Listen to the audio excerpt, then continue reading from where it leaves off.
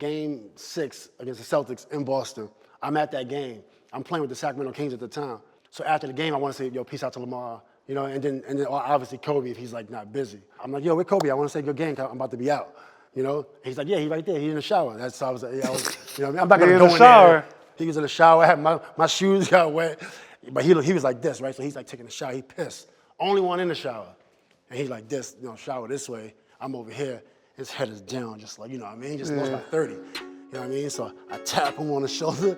He just turned around with the ice grill, right, like this. And he was shocked, like, what? What are you doing here? The hell you doing here? We had to fight to get a meal. Yeah, wrongfully accused. We had to fight to get appeals. That's why we right to get a deal. He on the team, he gotta eat, you know, despite the skills. He been riding for the fam. You gotta light the wheels straight up. But in the past bad, work up in the trash bag. I'll pass a lot to take the test before I pass class. And my family needed bread. I had to come correct. That's why I keep airing it out like I just passed gas.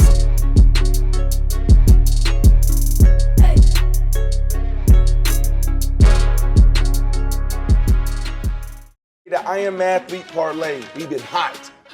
These are guaranteed wins. I'm gonna take Arizona over San Fran. Whoa. It's all about matchups, understanding who's playing against who. It's a game of chess. It's baseball season. We've already seen a no-hitter. We already seen walk-off home runs or walk-off finishes. Look, all new customers, download DraftKings Sportsbook, the app, and this is a play for new customers. Listen, all you guys are old heads. I gave y'all the play already. Make room for the new customers. Download the app and use promo code ATHLETE. All right, if you bet $5 on any baseball team, you're gonna get 150 in free bets instantly. This video is brought to you by DraftKings. One of our partners have been partners with us for a very long time, and it's been awesome to see all you guys make a lot of money, especially on all my crazy parlays. But right now, it's about baseball season. If the sportsbook isn't open in your state, you can still participate in the daily fantasy contest. Every single week, there are going to be millions of dollars of prizes given out. DraftKings Sportsbook is the app. Download that. Use promo code ATHLETE. And when you win, send me a couple of dollars while you at it. Right? Help a brother out. DraftKings.com is the sportsbook. I Am Athlete is the platform. Parlay. I Am Athlete all day. Promo code ATHLETE. Let's get it.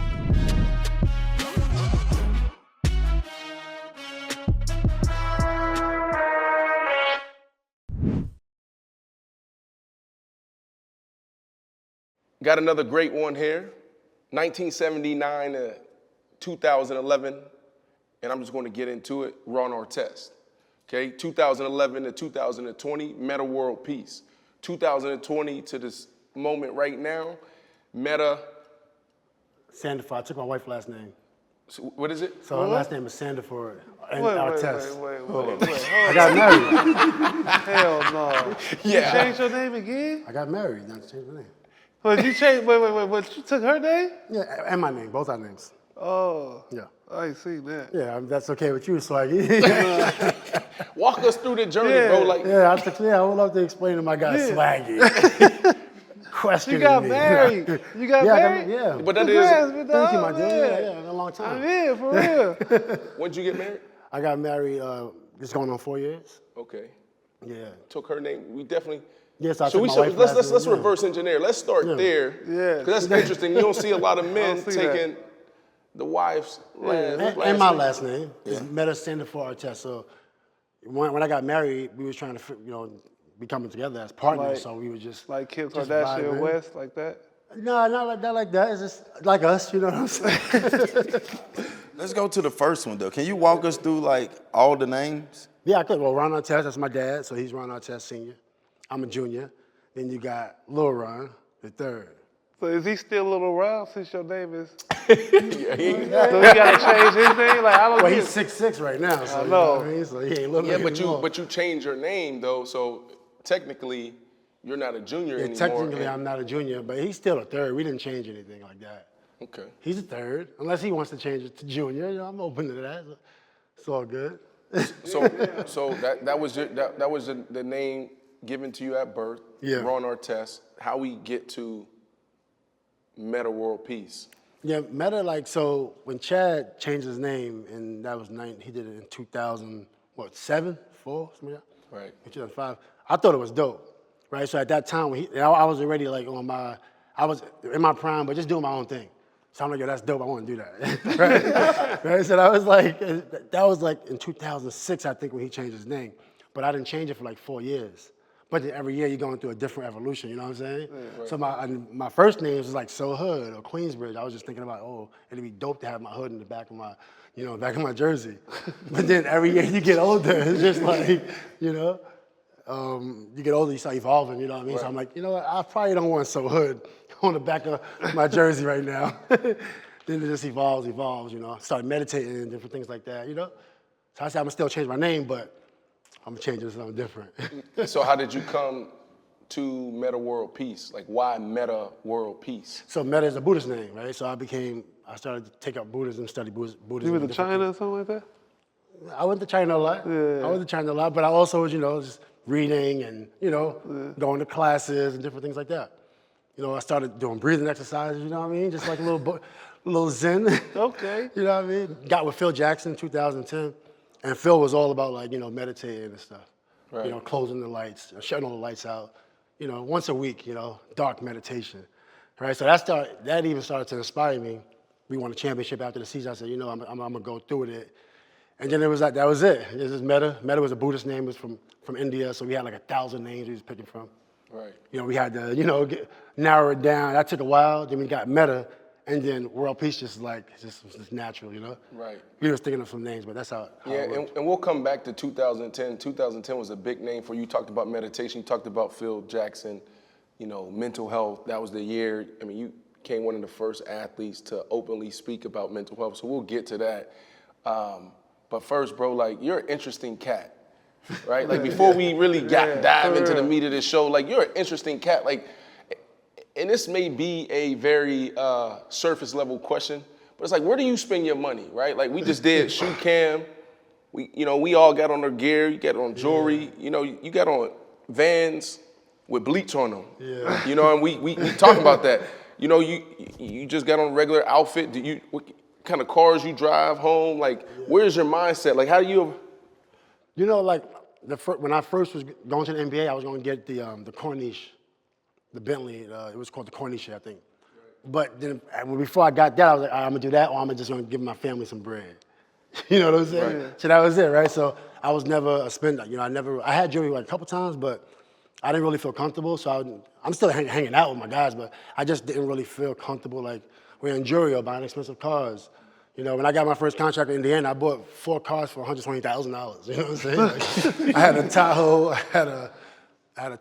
had an Expedition, Tahoe, and just, you know what I mean? Just like, it was never like.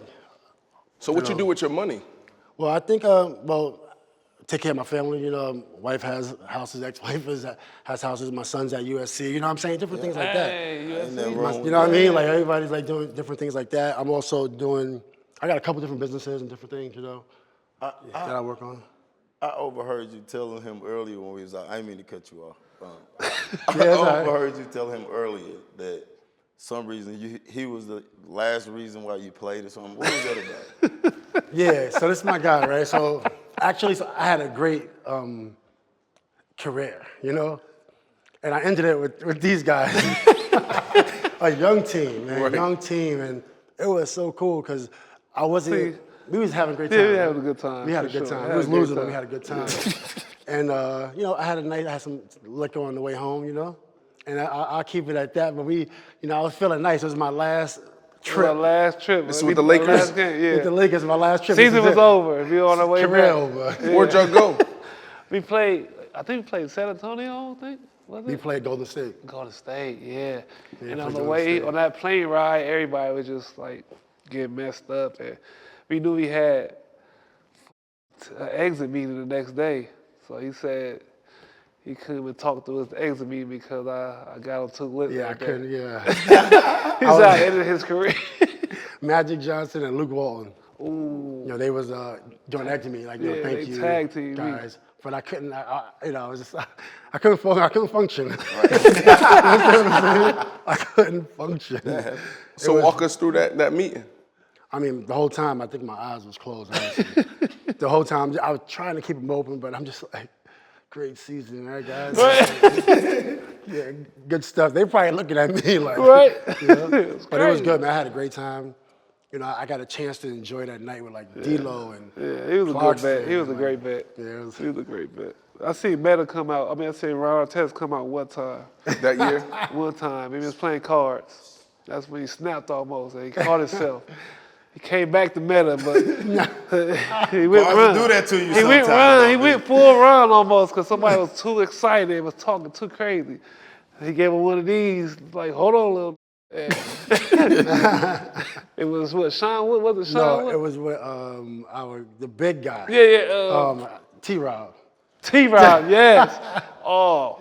I bet you everybody had What? time. Oh, Well, you know, Yep. like guys get so emotional with card games and money. I'm not used to getting just pay your money and that's it. Like, hey, everything's cool. But some guys get really emotional with cards and money. Right. oh yeah. And I don't like to play like that. So what happened though? Always, I can't get deep into it. Why you know don't what want I to mean? get deep into these conversations? Well, sometimes the guy, I'm not with the guy, but I would say that I was playing cards with T-Rod. We was playing, and I think someone owed someone some money, and then when that happens, it's like, just pay up. Yeah, just pay up. Or if something happened, everything will be okay, Right. But I can't even remember, honestly. He was the enforcer. Yeah. Yeah. T-Rod was just talking crazy, though. I got a question for you. Have you been in the room? Have you had a chance to talk? What comes to your mind when you say John Green? John Green, I know, man. Well, he obviously the guy who threw bear at me in Detroit. I was just chilling, man. He's, when I got hit with the bear. He's the guy that threw it. He's the one that threw it. He's the one that threw it. For the documentary, it seemed like y'all was almost cool. Oh, no. Well, after years had passed, like what happened was, I was furious for years, yo. You know what I mean? Got suspended, every deal gone. You know what I'm saying? Like literally The next day. killer, yeah. So he might not know. He might be too young. But for the viewers that everybody else, You're too young. that the Malice in the Palace, Yeah. like explain to them explain to them in your terms what the Malice in the Palace. Well, Malice in the Palace, Indiana versus Detroit, 2003, I think, or 2004. Yeah, 2004. Yeah. Yep. And then a fan threw beer in my face. John Green. And I went into the stands to address the issue, and that was it. And everybody said I attacked the wrong person, but they made a $50 bet. So the guy who I pushed made a $50 bet. What happened was, when I'm on the table, the guy threw the beer. So I seen this guy raise his hand. And my whole mindset is the game's not going on. So I'm like, he's cheering because I just got hit, which he was. He was like, oh, you hit him. I owe you $50. They made a $50 bet. So that's why I ran in that direction. But I didn't punch that guy or nothing like that. You know what I'm saying? I just ran in the direction, kind of tackled him, put him to the seats. And, then that's when everything went crazy. And then John came behind me and punched me in the face. Yeah. It was wild. But then years and years, that was bothering me for a long time. Like, I was depressed. I was killing. Like, I was cooking. He was. Yeah, I was cooking, man. And that was the worst possible time to get suspended. Why was it the worst time to get suspended? I mean, I just finished 6th in MVP voting the year before that. Yeah. With Defensive Player of the Year. I come back averaging 7 points more and still locking them up. You see what I'm saying? Right. So now you're talking about, well, what else we talking about? Right. You know what I'm saying? What other award we talking about? Yeah. with a league full of killers at that time. That was the longest suspension at that time. It was a long It suspension. was 86 games. It was a long. It was a I real I feel like rough they was year. cracking That had down to on you be- more than anything, yeah. Very tough knowing that you was at the top of your game. Yeah. And one little thing, then you sit down 86 games. That wasn't your fault, though. Like, It was and it wasn't. Why was it? It was because I ran into the stands jumping over seats. You know what I'm saying? Like, that's a lot. And it wasn't like he punched me, it was bare, so it was. But then it wasn't because I didn't start it, you know what I'm saying? Yeah. So it wasn't because I didn't just throw someone on my face and say, hey, let's get into a big brawl and then take lose all my deals and then take my whole year contract. Like, next 2 weeks, no check. You know what I'm saying? no check. That's hurt. Like, that's it. I wasn't prepared for all that shit. When you say, I know you went through this too, so that was the longest in NBA history. I think, Pac, you were the first ever in the NFL to be suspended for an entire year. Yeah. I guess my question for both of y'all, during that time, because I think a lot of us struggle post-career because sports is us. Yeah. Like it's our identity. So once you take that away, you lose your identity. Sitting out that year, you know, you mentioned depression. You know, how was that? You know what I'm saying? Did you feel like, were you searching for an identity? I'm gonna start with you and then you go to Ron. Like he said, I wasn't prepared for it, B. I was 22 years old. I was at the peak of my game, the same way you was at the peak of your game. Yeah. And it's just like the lights cut off. You know what I mean? And if you're not prepared, you don't know how to handle different situations when it comes to you. I started drinking more, partying more, doing shit that I don't normally do every day, you know what I mean, to deal with the cope of, wasn't getting the cope of playing football. You know what I mean? So it took me a little while. I did my due diligence to goddamn check myself in. That, you know what I mean? I had to go through the drive-through, wash me off, you know what I mean, and get back right. You get what I'm saying? So it was tough though. It was probably, but I tell you this, it got me so prepared for when I retired. Because mentally, I knew what I wanted to look like. I knew how I wanted my bank account to look. I knew I wanted to have all my houses paid off. You know what I mean? I knew I wanted all my cars paid off, so I ain't had a big overhead. So that standpoint, it helped me in the long run. You know what I mean? But I miss like 3-4 million, which was a lot of money back then. You know what I mean? Correct. Money now. And to end up giving 19 million back just to get up out of there. That was guaranteed money. Well, not 19, about 10 of it. Right. That was guaranteed money. So, you know, it was a hard time, but it set me up for when I got through, you know what I mean? So mentally, I was in a different place because I was prepared. I mean, I remember that year, I also had a music project coming out, a group called The Lore. So I also had they were signed to Mariah Carey. So then, you know, they was a good group, so we picked them up, and that was coming out. I got suspended on the 19th. Album coming out on the 23rd. Wait, your album They had coming a out? video. Not an too. R&B album, but R&B group. There was like big song with 112. Yeah. It was just coming out, you know what I mean? So I get suspended on the 19th, album coming out on the 23rd.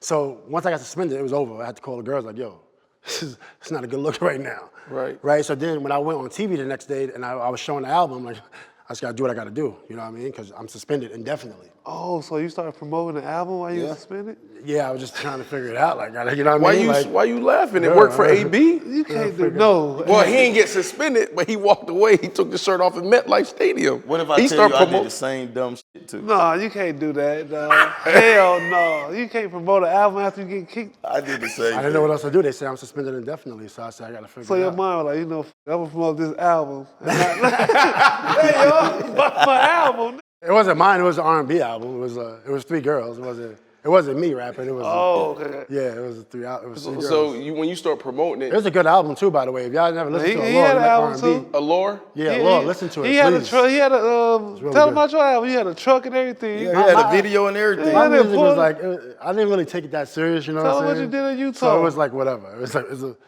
It was like pretty much like. give us a few I bars. enjoyed it. Give What us he some did in bars. Utah was crazy. He pulled up and said, yo, Mormons, buy my album. Yeah, he always say that story. What's the Hey, story? yo, he By the pulled way, up if you don't in know a tour Swaggy, bus. Swaggy's crazy. Big In the Metta tour face on a tour bus. Yo, Mormons, buy my album. Yeah, I swear to you, it didn't happen. I like love that. that album. But he heard the story. The story changed when it got to him. I love that story, man. He told that story on the plane, man.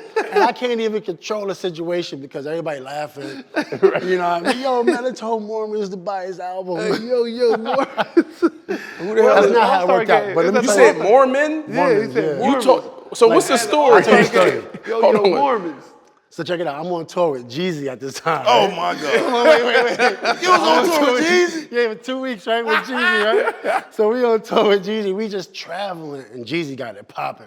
You know what I'm saying? Jeezy just, just popping, and we get a chance to go on before him, So we just, going to different parts, and we wound up in Utah. Utah was one of our shows. Wasn't our greatest show. So, it was like nobody there. You know what I'm saying? And then with Mike Jones was supposed to come, but he didn't come. But Utah was like not the greatest. Yeah. It wasn't the greatest city for that tour. So that never happened. You telling the Mormons to buy your album. No, that didn't happen. That didn't happen, man. I just can't control this story, man. So this year, you know, following the Malice in the Palace, it was difficult for you. You know, you're promoting your album. Yeah, R&B album. Your R&B album. Get it, listen to it. Yeah. When you think about where we're at today, you know, athletes feel unprotected. You know, you got Trae Young being spit on in the Garden. Mm-hmm. You have CP3 this past playoffs. Yeah. His family being touched and harassed, you know, in the stands. You have Charles Barkley. Charles Barkley is Charles Barkley, but at the end of the day, people throwing stuff at Charles Barkley, saying different things. And, you know, who else do you have? Russell Westbrook. Yeah, Russ. It's a lot of tension between fans and athletes. Do you see another Malice in the Palace happening? No, I would never want Malice in the Palace to happen. That's like the worst thing that could possibly happen to an athlete, literally. And I don't think it'll happen now because I think they see what could happen. It's just not worth it. It's not worth missing the games. You know what I'm saying? It's not worth missing the games. Yeah, but there's principle too. I'll be honest with you. When you said, well, it's kind of both sides. Someone throw a bear on me. Yeah. You know what I mean? Someone spit on me. Yeah, Trae your Young. reaction, yeah. Someone touched my wife, my kids Right, in the right. stands. You know, we're human. So, yeah, we don't want Malice in the Palace to happen again, but I think it's inevitable. If the NBA and even the NFL and other leagues don't get control of the stadium, the arena. Yeah, I look at it as just people are seeing, you know, that this is what happened with me, and then, you know, kind of, I think people want to see, like some people. I don't think it's that bad, but it has been happening consistently with Westbrook, Trae Young, you know what I mean? Like this is now. Isaiah Thomas, remember he walked up in the stands? Who? Isaiah Thomas. Oh yeah. He walked up in the stands. It is happening a little bit too much, but I just can't see that happening. Let's rewind it back a little bit. You was drafted by Chicago. I got a couple questions, but we'll start off the drafting. The rebuilding year, I think Mike left the year that you got there, right? Yeah. How was that? How was that getting drafted by him? It was cool, man. Like getting drafted, it was my favorite player. It's like people, I don't know, who was your favorite player? Kobe? Yeah. All right, so he's Kobe. I'm like a Jordan guy, you know what I'm saying? Really? And yeah, for sure. I'm born in 1979, so MJ is like, you know what I mean? And to get drafted to my favorite team was like insane. I don't know how that felt to anybody else, but for me, that was crazy. But I did want to go to the Knicks, number 15. So at that day, I had the Knicks jersey under my suit. So when I was going to get drafted, I was just going to rip that, you know, just get it popping, you know? So we, you know, trying to bring that championship home in New York. But that didn't happen. That was my fault. I was like going to a tryout and got drunk the night before. And I missed my workout. So definitely my fault. Definitely my fault, you know what I mean? Hold on. But I think I would have been the Knicks. You had to work out and you missed, hold on, they flew you there first of all because they had to fly you there. Right. You went out partying. Yeah. When you were supposed to go work out the next morning, you didn't even make it. I didn't make it to As the a practice. rookie though, not even Nah, a I rookie ain't even yet. drafted yet. It was Not, like- not even a rookie yet. This is in New York. When you go get the visit. Yeah. But I live in Free I'm from New workout. York, Yeah, he from New York. Where'd so I y'all- was already out. Where'd y'all go? So I went out somewhere. I went to Flamingos. Actually, I went to Flamingos. It was an old school spot in New York City that people used to go to. you had the whole Queens Bridge with you? Not that day. I was still in school, so I wasn't. You know, I didn't have like any money to bring anybody to the club. So I was just with like maybe a couple people. Speaking of Michael Jordan, I heard a story that he was playing with Mike and you broke his ribs By accident. by For accident. real? That I was the didn't year leak that that he story. retired, right? Huh? Tell us about that story. You said, wasn't it? For real, that Well, happened? that was the same year he retired. How did that happen? Well, he didn't retire that year. So what happened was we was going to a gym, and it was in Chicago, open run like UCLA, you know, just like Rico Hines runs. Super competitive, though. And these runs was like, you know, Michael Finley and Jerry Stackhouse, all in their prime. So when I'm a 19-year-old kid in these runs, and we just going hard, and I really like the bump. And Michael Jordan's there, so it's like, I'm only 19. You see what I'm saying? Michael Jordan's there, so it's just crazy. All right, so, but I'm playing real hard. And I don't think he expected that, so he would always say, yo, come back, come back. As a 19-year-old, I just had a lot of energy, and he liked the bump, you know, it's MJ. And a young LeBron was in there, he was killing. LeBron was 15 years old, just like killing. He was 15? Yeah, he's 15, he was just like, this kid was killing. He's playing very well. Then one day, me and Michael was just like tussling hard. There's a picture that you see online. It was the same exact thing, but it was open run. It was like, we don't give an inch. You know what I'm saying? He wanted this position. I'm like, nah, you can't have this position. You know what I'm saying? So when I was trying to deny him and get his arm out the way, my elbow hit him in the ribs. And then his ribs cracked. So it wasn't like, you know, You cracked. it just, you know, but the crazy thing was after he went, after he did that, he came down the next play and won the game, crossover free throw, bang, right, game over, and then he walked off. And then I got the call the next day. Actually, in the media, it said, Metta World Peace, it said Ron Artest punched Michael Jordan. That's what it said the next day. Wow. It said Ron Artest punched Michael Jordan and broke his ribs. So now I'm like devastated. I'm 19, I'm in Chicago at this point, and I'm just like, I didn't leave my house for 2 weeks. And they love MJ. I couldn't even And then Mark Bartlestein, his agent, my former agent, good dude. I couldn't get out the bed, man. I was sick. He said, hey, I got MJ on the line for you. He wanted to talk to you. So MJ called me and was like, hey, don't worry about it, young fella. Everything's okay. Things happen, you know. And then that was like, wow, that's crazy. But then this guy, Sam Smith, you know, he cool writer, but he released the story. I never released the story, by the way. I never said I broke Michael Jordan's ribs, you know. Other people released that story, and I just don't want people to think I'm like trying to make news off that. You know what I mean? Like, right. That's not it. So in that moment when you broke his rib, I know you talked about the day after. I mean, was there any interaction between you and MJ on the court after he hit the game winner and he walked off, which is a legendary story, by the way? Yeah, that's unbelievable. That's what we're used to seeing from the Kobe Bryants of the world, the MJs of the world. You know, broken rib and gamed you after? Right. You know, gamed it, and then also I had some good days.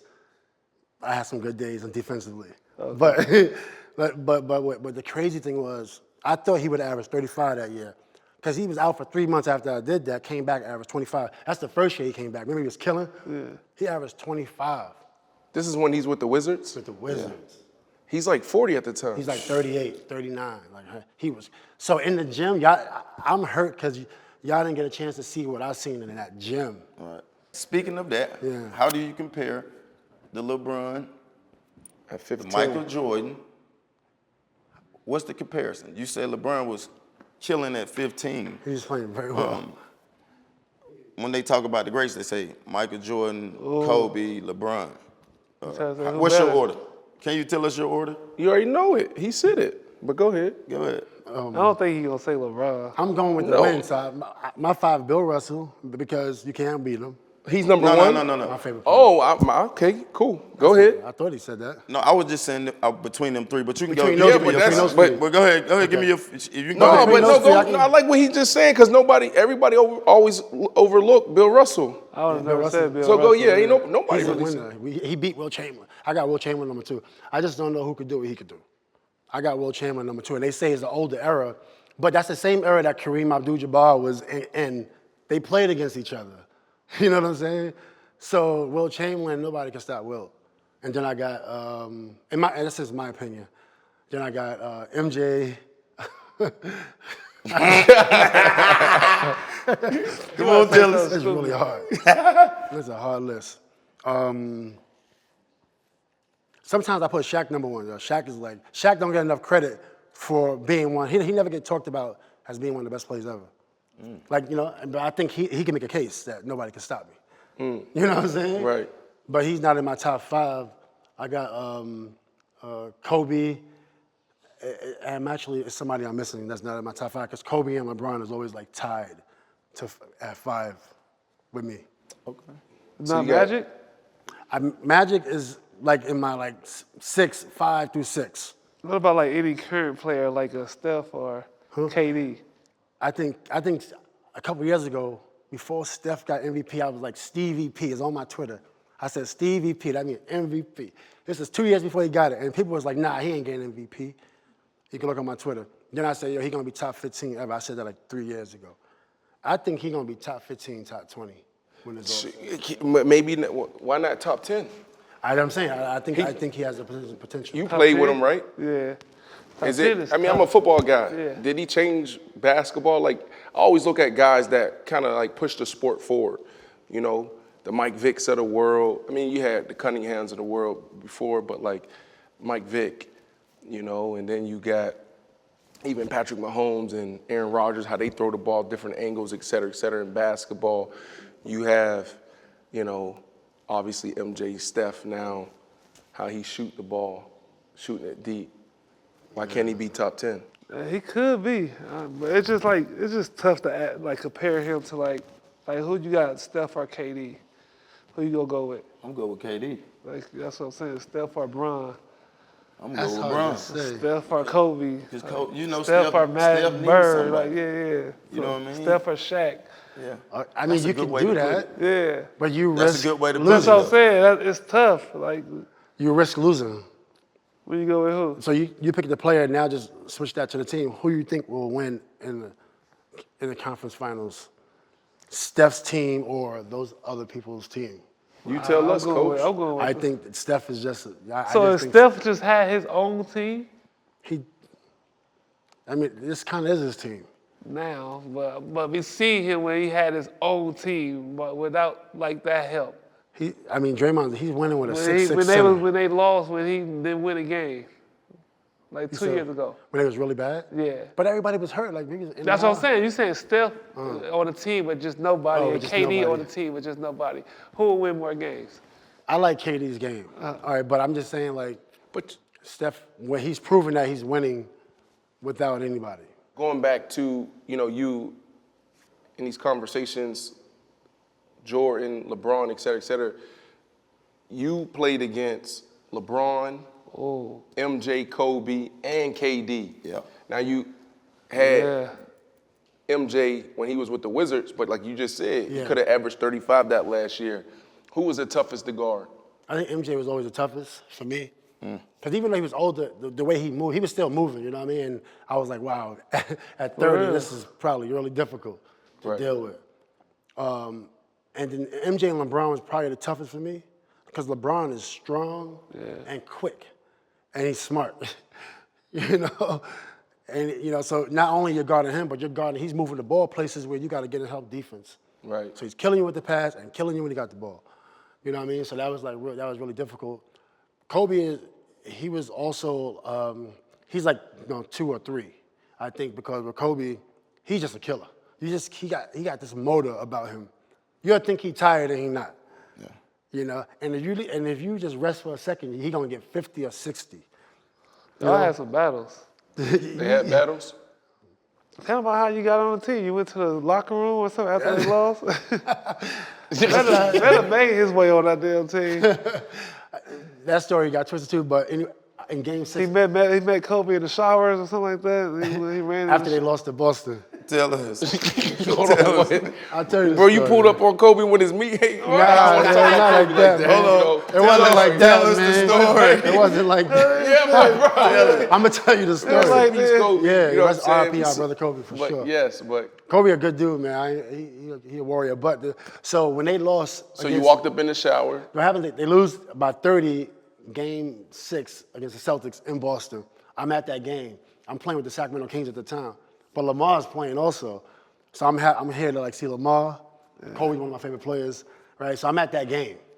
You know what I mean? And I've never been to the championship before, so I want to see how it's going to feel. This is 2006 or 2008. So after the game, I want to say, yo, peace out to Lamar.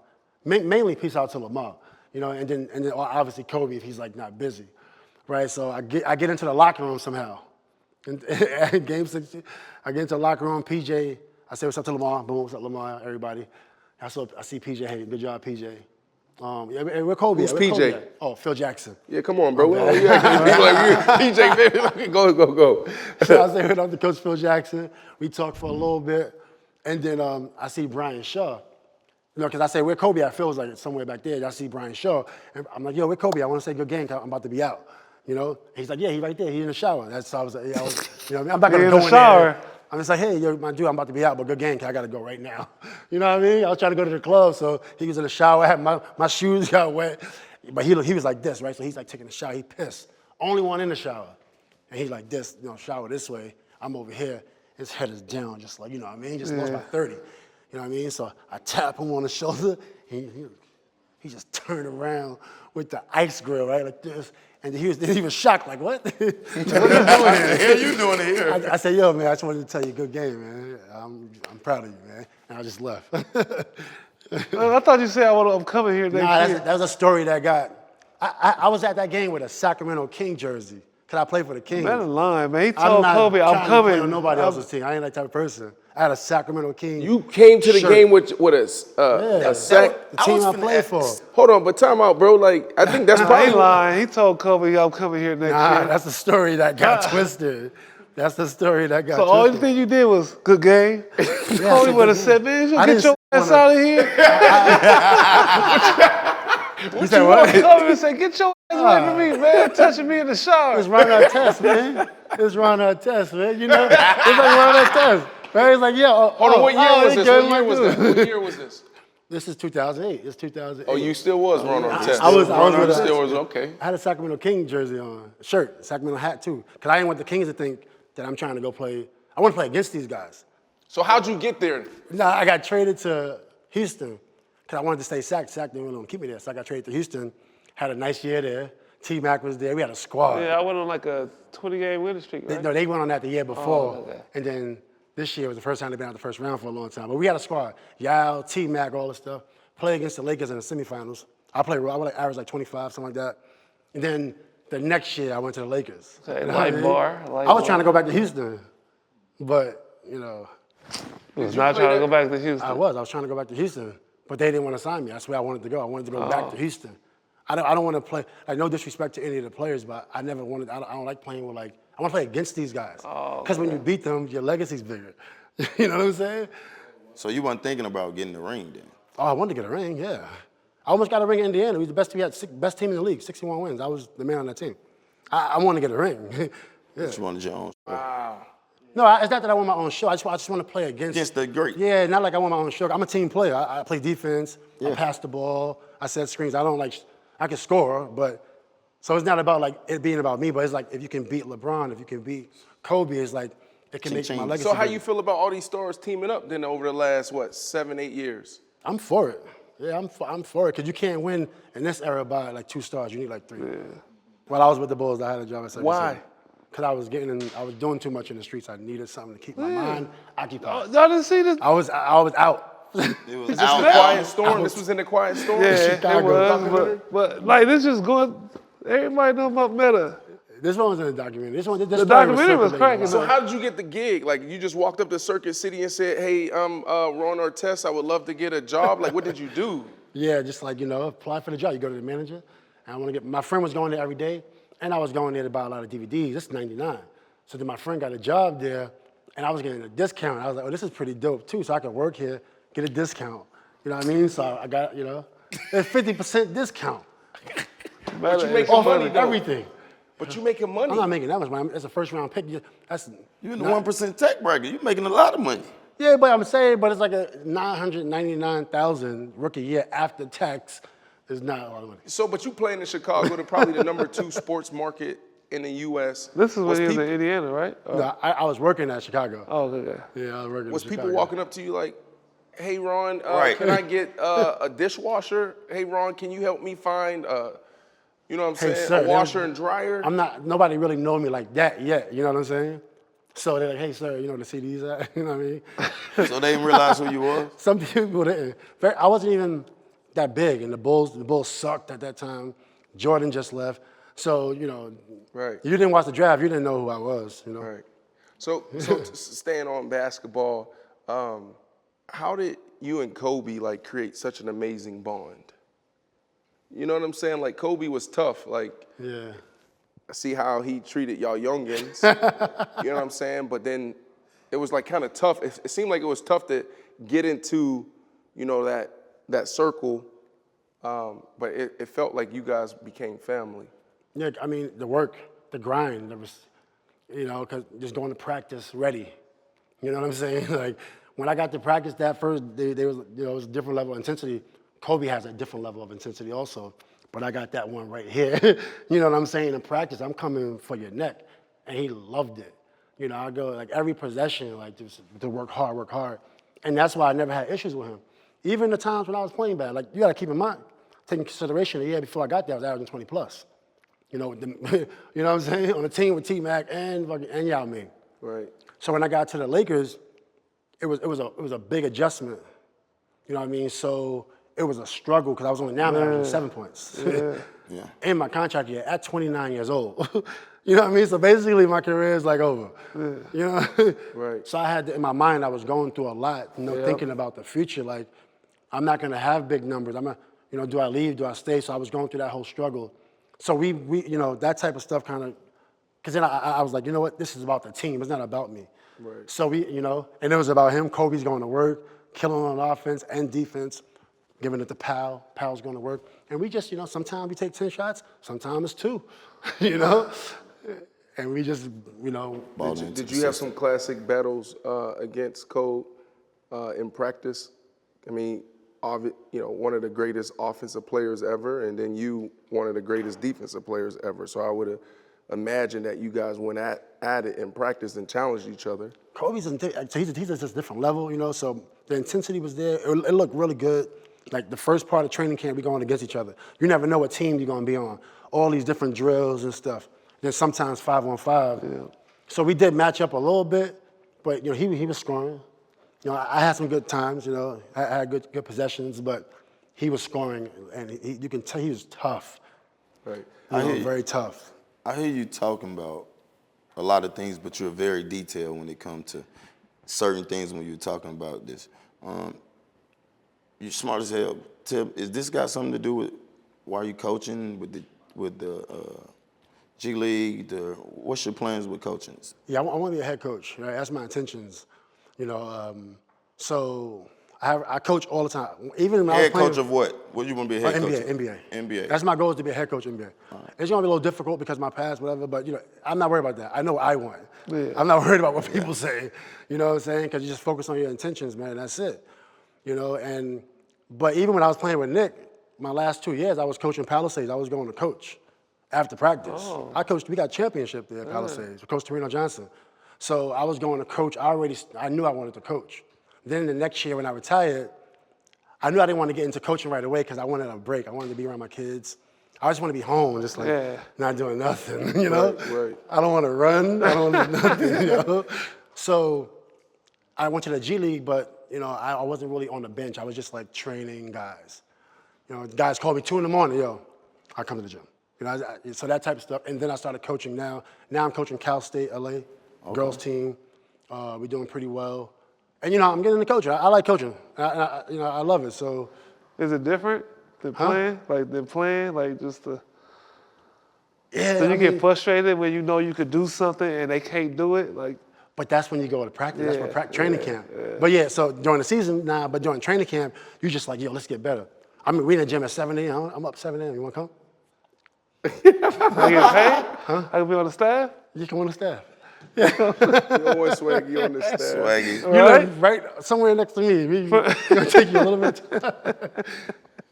No, but yeah, I love it, man. It's really a joy. Do you pull inspiration from Phil Jackson? You know, like what's your coaching style? Yeah, so I love the aspect of the triangle. Golden State used aspects of the triangle, right? With the triangle, why I didn't work in New York? Because they started it when they got over half court. They started it at, you know, a little bit over the three-point line. You got to start it back when you take the ball out 94 feet. So you can have aspects of the triangle. I like Rick Carlisle. I like C, you know, on the corner on the elbow, hit the elbow guy. But then when you see San Antonio, they move that guy to the top. So San Antonio and the Warriors, they doing a little bit of Phil and a little bit, you know, pop. Pop, yeah. Okay. You know, the triangle, with Phil, he put that triangle on the post. They just moving that guy to the top. And before that was Bogut. Now it's Draymond. Bogut and Draymond were sharing that spot. Yeah. So, you know, you don't really need, that's why you can win with a guy like Draymond. But I like that offense. You know what I'm saying? And I like the back cuts. And the way I train is different. You know, in training camp, we working, you know? So it's like, it's fun. I really enjoy it. You know what I'm saying? It's not something that, you know. Are you a hard coach? Do you be yelling? Do you make them run? I'm easy. Okay. Alley-oops, do it, man. Right. You know, play hard, nutmeg. You seem like that. Do what you want. Let's have a good time. You used to tell us to do that during the practice and stuff. Huh? You used to hype us up to do that type of stuff. Come on, like, man. be you, working man. in practice. Yeah. I got the most wins in practice. Come on, man. With Coach. I know you used to put it on the board. Okay. I don't remember. I'm trying to think. 118. The last day. What did we Oh, do the yeah, last yeah, day? yeah, What did we do the yeah, last yeah, day? yeah. Tell her, what did we do the last day? to get a point. What game did we play? It was dodgeball. It was. Come on, man. It was dodgeball. So check this out. Dodgeball. We played It was dodgeball. At the last Coach, drill in yeah, practice. Luke was cool. He was cool. Like, y'all Luke ain't is win no cool. games. But go tell y'all that's story. true, Y'all that's talking about Luke is cool. We started off That's good. what y'all playing dodgeball. Them guys ain't win no games. But go ahead. So everybody would say this is not real scores because it's practice, but I take practice serious, right? So I had 118 wins, the most wins in practice, okay? And then Tarek had 117. Yeah. Meanwhile, we're not playing. These guys is playing too, so they're not in practice all the time. Yeah. But ain't my problem, you know what I'm saying? I can't control that. Then the last day we played dodgeball, Tarek wins dodgeball, it's tied 118, 118. Yeah. That was like the only thing I had to hang on that season. I remember I'm like, that. with a fucking dodgeball game. So earlier we talked about 2010. 2010 was a big year. Won the championship. Yep. Hit the game winner 3, boy. Yeah, that was a big moment. Big moment. Big moment in LA. Damn. I thought you was gonna miss it. I ain't gonna lie. You said what? I thought you was gonna miss it. I didn't know what I was was going just, to happen. I was like, no! That play, Yes! that wasn't drawn up for you. Nah, for sure not. What'd you say? Phil was like, no! Yeah, they always tell me don't shoot. A lot of people tell me don't shoot. But you know what? You can't be listening to Right, that, that's man. the confidence, right? You can't When you hit listen the to game that. winner, we forget about that. Yeah. You brought up Ron coaching and, highlighting how smart Ron is. And we started that conversation. Like, if you were a coach today, 2-part question. What team would you say, you know what, that's the team I want to coach? And then the second part is, if you had to put together a top 5, like your starting 5, today's game, who you rolling with as a coach? Well, I think like the first part of that question, it's going to be really hard for me to even get a coaching job, head coaching job. You know what I'm saying? So I knew that. So I would Hold on, time out. Steve Nash did. Yeah, but the history is a little bit different. You know what I'm saying? And he white, too. I'm not saying that. I ain't saying that. I'm just saying, like, for me, it's like, I love it's Nash. harder to So get. Nash, my guy. Huh? It's the, You played with Nash, too, right? Yeah. I played, yeah. Hell yeah. I played with Nash for a couple of years. I love And it's Nash. like he got 2-time MVP. You know? Yeah. He got a lot of other things that go. Point guard. 2-time all defensive player and 1-time defensive player of the year. I got, I got a little resume, Right. I got a little resume. So but it may take you longer. It may take me, Okay, so all right. So I wouldn't be like picky. So I would just No. Be picky. I'm asking you to be picky. If you Pick could one choose. team. Yeah, Darvin Ham just got a job. Yeah. You can get one. Darvin been I'm coaching just gonna be 11 the years. assistant. I just want to be on the staff, man. That's Yeah. kind of disrespectful. Not really. I'm just saying Darvin Ham was like, he used to fight and stuff too. He gonna be good. Darvin been coaching for 11 years in the NBA. For real. Yeah, 11 years. I did not That's know a that. long time. Assistant coach. All right, so pick your squad. All right, Who cool, you my going with? squad. And then go to top 5. Okay, so if I could pick a squad, Marcus Smart. Ooh. I'll pick Marcus Smart. I would say Stephen Curry. I would say Giannis. Giannis. Damn. That's a big team. Embiid, Giannis. Yeah, the they can play together. Steph, Marcus. So now I need a small forward. I'm going LeBron. LeBron. I'm going LeBron. He the point, He man. be killing. He got to play small forward. I got Stephen Curry. Luka, Ja Morant. I like Ja. Who else? KD. I like KD. Woo. Why that team? Like, you built your team. Why'd you build it that way? I said a lot of defense on that team. A lot of defense on that team. There's a lot of defense on that team. And I just think like Giannis having the opportunity to see a guy just like hedge on the screens, get back, close out. That's like kind of crazy. Right. That's if I had my choice. All right, if you had to just pick one squad. A squad? Dallas, you got Memphis. Why you like Dallas so much? You like Luka. I had to I pick like one Luka, squad. but Luka got to bring others along Yeah. if he want to win it. It's just like a one-man band right now. That ain't gonna get it done. But he is a But I band, love though. Luka. To me, he's He's gonna a be the band. face of the NBA within 2 years. No. Facts. Tatum. Tatum You think so? over Ja. Why not Ja? Tatum. Tatum. Had the toughest role just now. He put out Giannis. He put out KD and Kyrie. Yeah. And now he just put out Jimmy Butler in the Miami Heat. Yeah, yeah. Tatum. It's a wrap. It's a wrap. He's really that good, huh? Yeah, he's nice. My And goodness. you So wore pick the Kobe- team then. All right. I'll give you that. You're the basketball. Pick a team. If I had to pick a team, can I pick two teams or you said one team? One team. Damn, you gotta be putting the pressure on.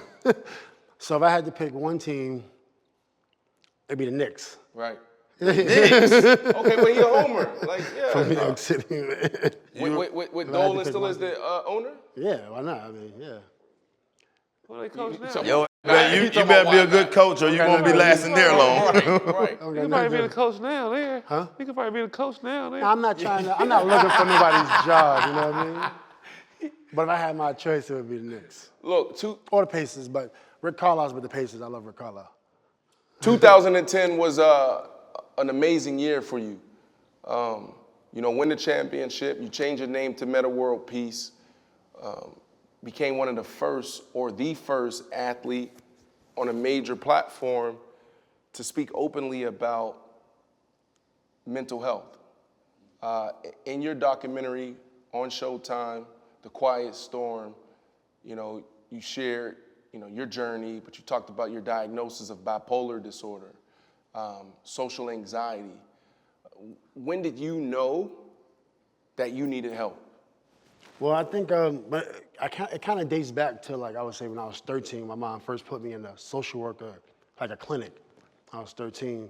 But then my whole family was always, not my whole entire family, but like my dad and my auntie on my dad's side was my auntie was in psychiatric ward, my dad was functional on medication, and more, you know what I'm saying? So, and then on top of that piece, you had the in the house kind of wild stuff, then you had the stuff in the neighborhood stuff. You know what I mean? So then I was getting in and out of trouble, so my mom put me to a social worker just, to get therapy in the hood. So then I was getting therapy every year, you know what I mean, in college, and you know what I'm saying? Some years not really, but then when I got to the league, I had so much stress at that time. You know what I mean? So at that point, I was starting to feel depressed and also I had anxiety and stuff. So much going on. I was having a good time, but it was a lot. You know what I'm saying? It was a lot taking care of so many people, right? So at that point, and not being home, my family at the time is out in the streets doing wild stuff, so it became too much for me. And then I got into like sports therapy, you know what I'm saying? I wanted to play well. That was my whole thing, like how can I focus on the court, and not focus on other things. So I saw like, at one time I would see like 3 therapists in a day. You know what I'm saying? Like marriage, parenting, and anger management, you know what I mean? Like all back to back, like just trying to get it right. Yeah. You know what I'm saying?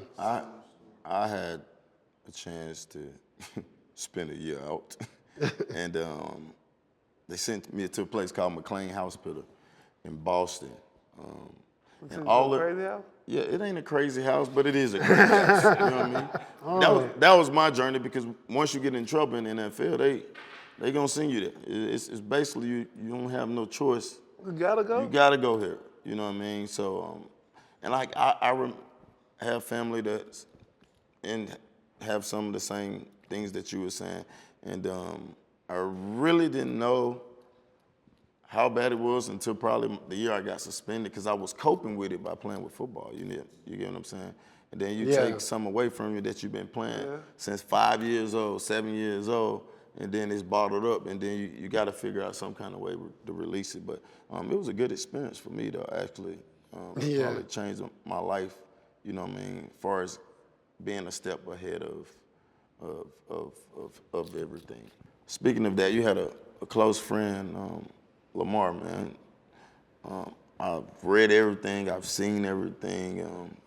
Tell us a little bit about y'all friendship and everything. Yeah, man. First time I played against Lamar, we was 11. I was an inch taller than him at this time. He was playing the point.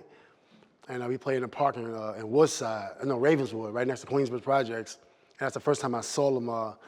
And then he also played with Kenny Smith's team, Aim High. So it was a team called Aim High. Lamar Odom? Lamar Odom, yep. Lamar Odom. And he still have Aim High to this day, Kenny Smith. So, we was battling, and then we became on the same team.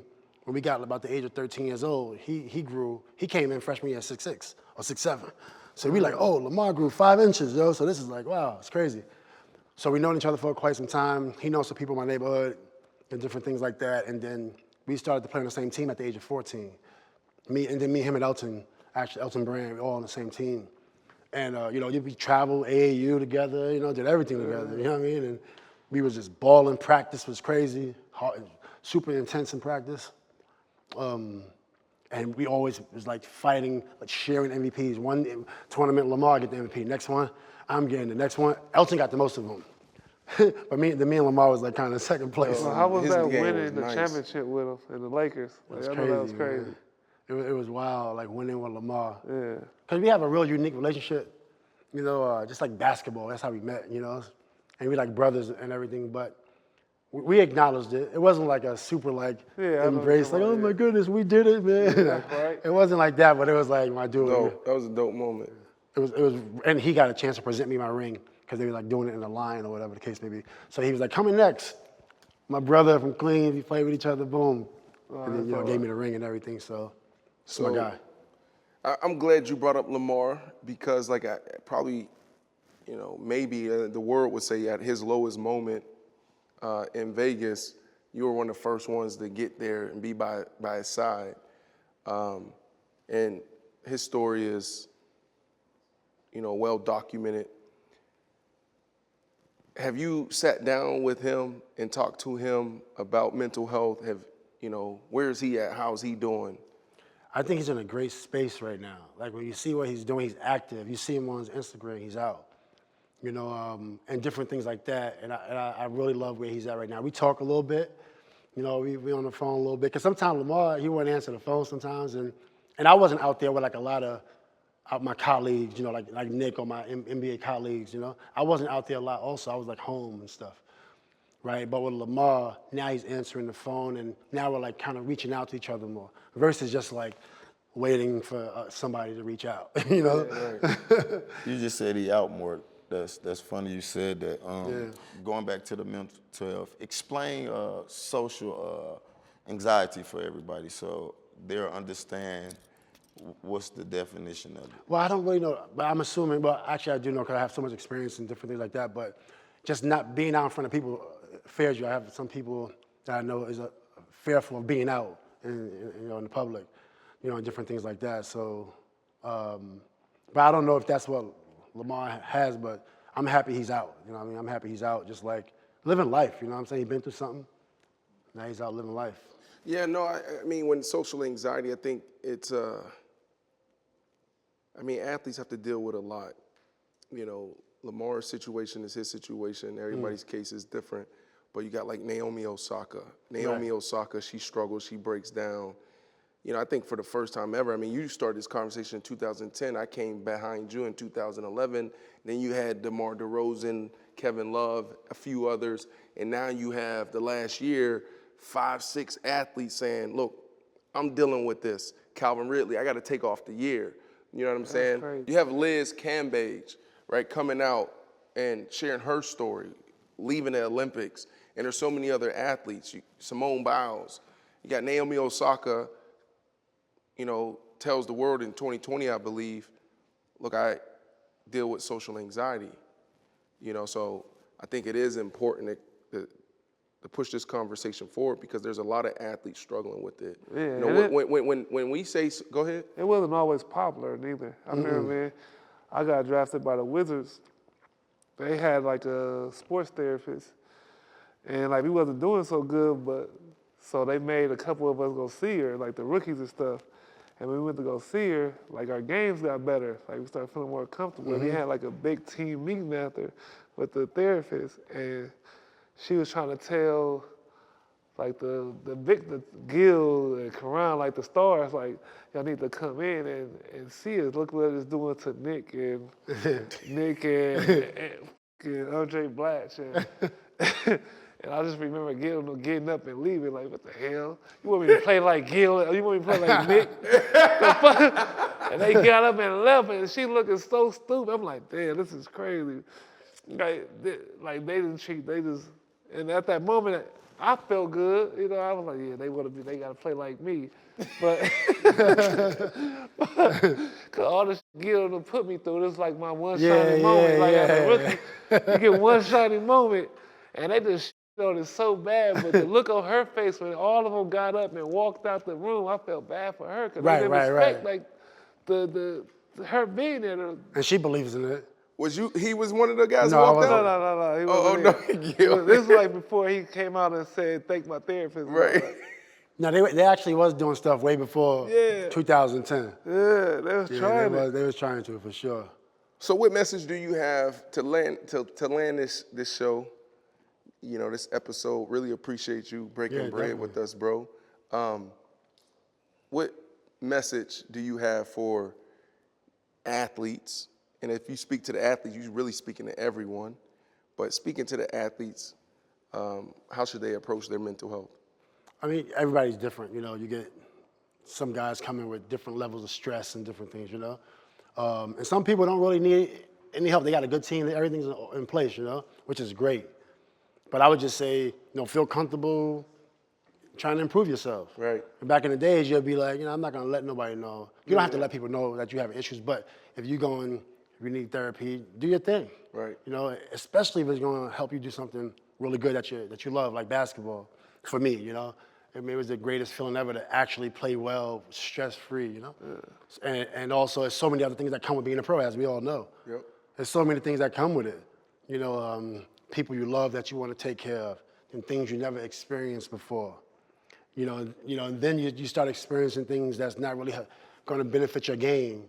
You know, whether you start dabbling with alcohol and different things like that. So just be prepared, like, you know, and start looking for these signals too. If y'all, you know, signs and symptoms. A little drinking, a little extra spending, you know, a lot of sex, you know, like different things, you know, could be a sign that, oh, maybe I should go like see a therapist or something. Yeah. You know, as athletes, we be having so many different addictions. Mm-hmm. You know what I'm saying? Mm-hmm. All sorts of addictions and different things like that. That if we could, you know, pay attention to it, it'd be great. And just have a good time, man, you know? That's what I would say. Keep your family first. Try to stay as humble and grounded as possible. That's a big word. Word, you know? Because when I first came, I was like, oh, wow, $999,000. You know what I mean? Your rookie year. And like, yeah, you know, then you're out there like doing different things. Yeah. Buying a lot of alcohol at the bar, you know? Yeah. You know, it's like that type of stuff is not what got you there. Right? So just stay as grounded and as centered as possible. Right. That's my best advice. 320 million Americans, give or take a few, you know, probably over 100 live with something. It's an important conversation. We'll continue to push it forward. You know, we love talking about mental health because it affects all of us. All the events going on in the world today, you know, stress is inevitable, right? You don't have to live with the diagnosis to be struggling. So, you know, men, we don't really create spaces enough to have these conversations. You know, where this machismo approach that we usually take, you know, it really hurts us and holds us back. So we'll continue this conversation. Speaking of addictions, this dude is addicted to Mike and Nights, bro. Bro, you gotta stop eating that stuff, bro. You used to have a lot of candy on the Ocho plane, or right? Science? Ocho versus Science, what you got? You have one? Ocho. Ain't nothing wrong with eating no He Ocho. said Ocho. Hey, It ain't nothing, but bro, come on, bro. I think he used to have a bag of candy, right? Yeah. Like a big bag. Who? On the plane, man. Not salmon, not broccoli. Oh, man, that's because they used to eat beets and shit. Right. We had to fight to get a meal, yeah. Wrongfully accused, we had to fight to get appeals. That's why we right to get a deal. He on the team, he gotta eat, you know. Despite your skills, keep it riding for the fam. You gotta light the wheels straight up. But in the past bad, work up in the trash bag. I'll pass a lot to take the test before I pass class. And my family needed bread, I had to come correct. That's why I keep airing it out like I just passed